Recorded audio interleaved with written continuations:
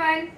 Today we will discuss about our next topic, atomic mass and atomic mass unit.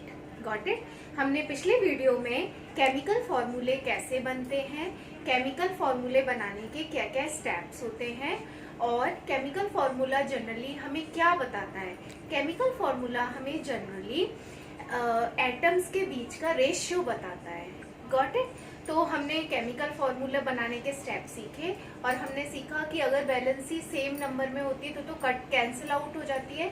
अगर वो same number में नहीं होती है तो हम उस वैलेंसी को क्रिस क्रॉस कर देते हैं।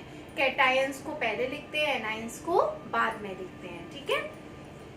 नेक्स्ट टॉपिक हमारा आता है इस चैप्टर का, एटॉमिक मास।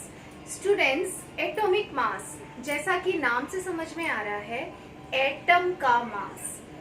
एटम खुद इतना छोटा होता है तो हम उसका मास कैसे कैलकुलेट कर सकते हैं। Got it? तो एटॉमिक मास निकालने के लिए हम एक्चुअली कंपेयर करते हैं एक हमारे स्टैंडर्ड एटम के मास से कि हमारा एटम इस एटम से कितना गुना भारी है, तो हम उसका मास कैलकुलेट कर लेते हैं। और इसके लिए हमने हाइड्रोजन एंड कार्बन एटम को चूज किया है क्योंकि कार्बन और हाइड्रोजन जनरली सभी जगह प्रेजेंट होते हैं, अबंडेंटली अवेलेबल होते हैं। ठीक है। तो हम देखते हैं एटॉमिक मास क्या होता है।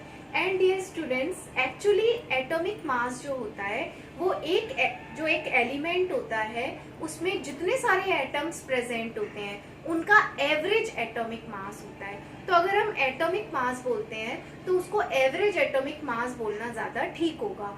क्यों? क्योंकि कभी कभी क्या होता है, एक एलिमेंट के बहुत सारे एटम्स नेचर में प्रेजेंट होते हैं। तो जैसे मैंने एक एप्पल लिया और एक एप्पल के बहुत सारे पीसेस कर दिए और मुझसे पूछा गया कि इस एप्पल का मास बताओ, तो मुझे सारे पीसेस इकट्ठे इन सभी का वेट कैलकुलेट करना पड़ेगा। Got it? तो ऐसे ही कभी कभी किसी एलिमेंट के बहुत सारे एटम्स प्रेजेंट होते हैं तो हम उन सभी एटम्स का मास को एवरेज आउट करते हैं। तो जनरली एटॉमिक मास किसमें डिनोट किया जाता है? एवरेज एटॉमिक मास होता है। एनटीएससी में भी कभी कभी क्वेश्चन आ जाता है कि एटॉमिक मास क्या होता है? एवरेज एटॉमिक मास होता है ऑफ आइसोटोप्स। ठीक है। तो इसमें डेफिनेशन भी हम बता सकते हैं, atomic mass is generally average atomic mass. Because हम एवरेज एटॉमिक मास क्यों कह रहे हैं? क्योंकि जो नेचुरल अकरिंग एलिमेंट्स होते हैं, जो नेचुरली पाए जाते हैं, वो अपने आइसोटोपिक फॉर्म में प्रेजेंट होते हैं। आइसोटोप्स क्या होते हैं? एक ही एलिमेंट के बहुत सारे एटम्स का प्रेजेंट होना, वो कहलाता है आइसोटोप्स। ठीक है। अब क्या होता है कि फॉर एग्जाम्पल अगर हम देखें तो देखो, हाइड्रोजन का एटॉमिक मास कितना होता है? 1। ऑक्सीजन का कितना होता है? 16। नाइट्रोजन का कितना होता है? 14। Got it? अब एटॉमिक मास को हम एक यूनिट से डिनोट करते हैं, वो यूनिट होती है एटॉमिक मास यूनिट। ठीक है। तो एटॉमिक मास यूनिट भी हमारी क्या कहलाती है कि जो कार्बन का एक आइसोटोप होता है जिसको हम कहते हैं कार्बन 12 आइसोटोप। तो जो एटॉमिक मास यूनिट होती है वो हमें ये बताती है कि हमारा एक एटम का जो वेट है वो कार्बन 12 के 1/12 एटम से कितना गुना भारी है। तो ठीक है, इसमें लिखा भी है मास ऑफ 1/12, मतलब अगर हमने कार्बन 12 आइसोटोप के 12 एटम्स ले लिए तो जो 12th एटम है, ठीक है, उस एटम का जो मास है वो उससे हम कंपेयर करते हैं अपने एटम के मास को, तो वो कहलाता है एटॉमिक मास यूनिट। तो क्या होता है atomic mass? The atomic mass of an element is the number of times of an atom that element is heavier than that of atom of carbon 12 atom.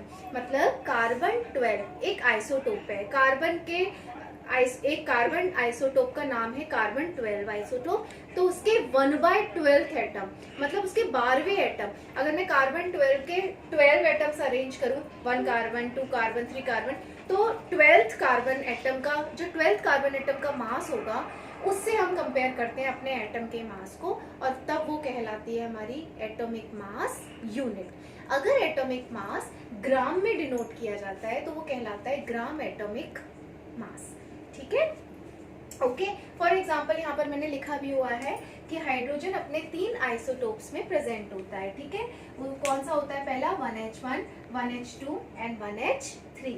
और इस ठीक है। तो इसमें क्या होता है, आइसोटोप्स में क्या होता है, एटॉमिक नंबर तो सेम होते हैं लेकिन एटॉमिक मास अलग अलग होते हैं। तो जब भी हम एटॉमिक मास लेते हैं तो वो जनरली क्या लेते हैं, एवरेज एटॉमिक मास लेते हैं। तो कोई भी एलिमेंट के सारे एटम्स का एवरेज जो होता है वो एटॉमिक मास होता है। Got it? ओके।